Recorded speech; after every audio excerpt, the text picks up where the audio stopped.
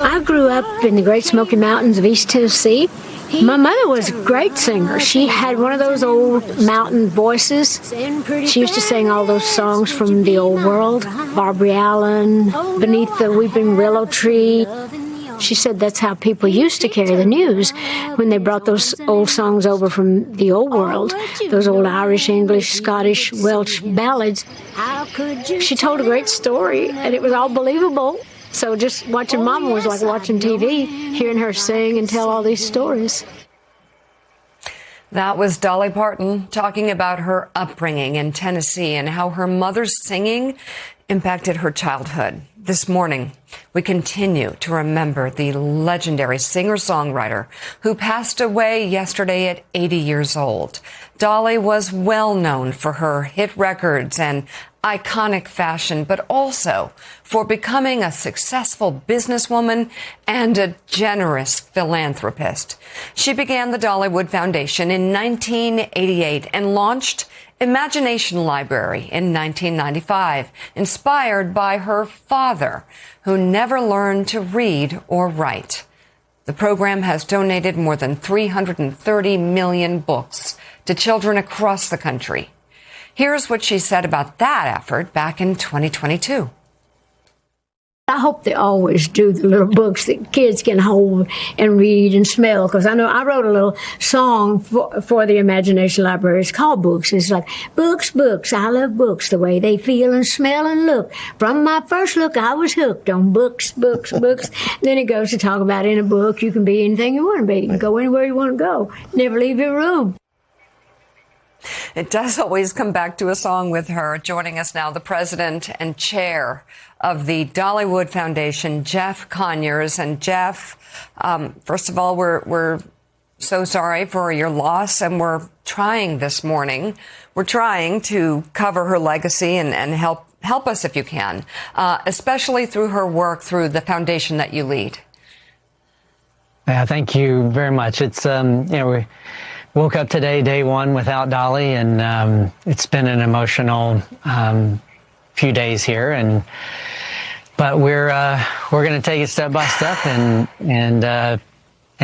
try to take all the love that Dolly shared with us and carry that forward into the world.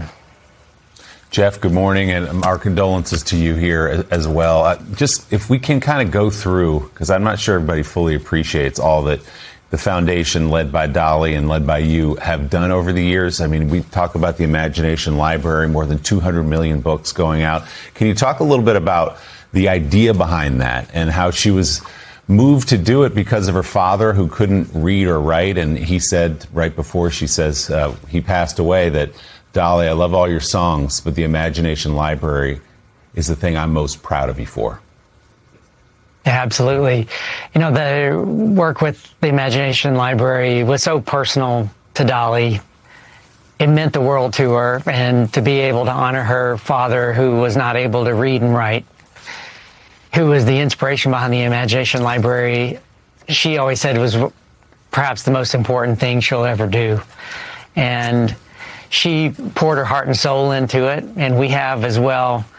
And to be able to share this gift with her, with the world, and so many people who have helped us make this dream come true for her has been a very special thing. And Dolly led us going forward. It's our opportunity and great responsibility to carry this now into the future.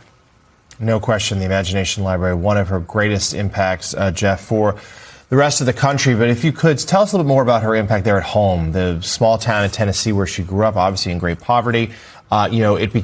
She was so devoted to the people who live there, the way she changed the town, their lives, and at times of natural disaster, but also just day to day. She was always part of the community. Dolly is absolutely a part of her hometown, her communities. Her presence is everywhere. She created the largest employer in our community in East Tennessee through Dollywood Parks and Resorts. As you mentioned, she's been had a hand in disaster recovery. She's always there. And there's a statue of her sitting playing a guitar next to the courthouse in Sevierville, where I know a lot of our community, friends and family have gathered. They were there last night in silence, mostly honoring her, listening to some of her music. And her presence will be felt there for generations into the future.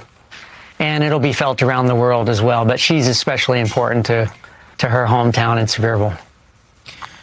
Jeff, I just wanted to ask you about a somewhat lesser known part of her legacy. I mean, I first came to know her work through Whitney Houston's rendition of Dolly's song, I Will Always Love You, and of course the film The Bodyguard. And that song became such a hit.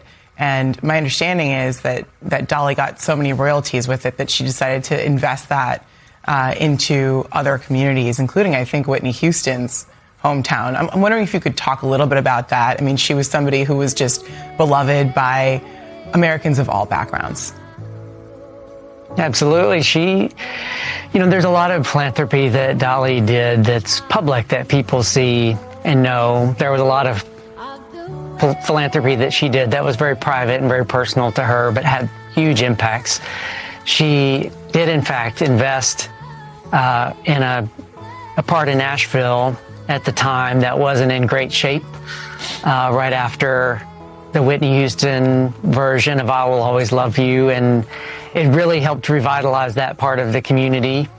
And it's a thriving, vibrant part of Nashville today. And she was just so special in that way. She always did the little things that mattered, whether or not people saw them. There's always bits of Dolly love and magic sprinkled around. If you look for them, they're there. Jeff, so many people around the world over all these years have known and loved Dolly from a distance. They loved her music. They loved the way she carried herself and lived her life. But you knew her much more closely on a personal level. What should people watching this morning know about the person Dolly Parton was? That she genuinely loved them as much as they love her. I think that was the most special thing that I could share. She always told all of us that I love you, and we told her I love you too, and she meant it. And it was a very, her heart was the biggest part of who she was. A lot of people will know her in a lot of different ways, but the magic and love that she brought to everything that she touched was so special. I don't think any of us are perfect in this world, but I think Dolly Parton's probably about as close as you can get. Amen to that. And the work of the Dollywood Foundation, of course, continues. The president and chair of the Dollywood Foundation, Jeff Conyers, thank you so much for being with us this morning. Again, our condolences to you and everyone there around Dolly's life. Thank you so much. Thank you. We appreciate all the love. Thanks so much.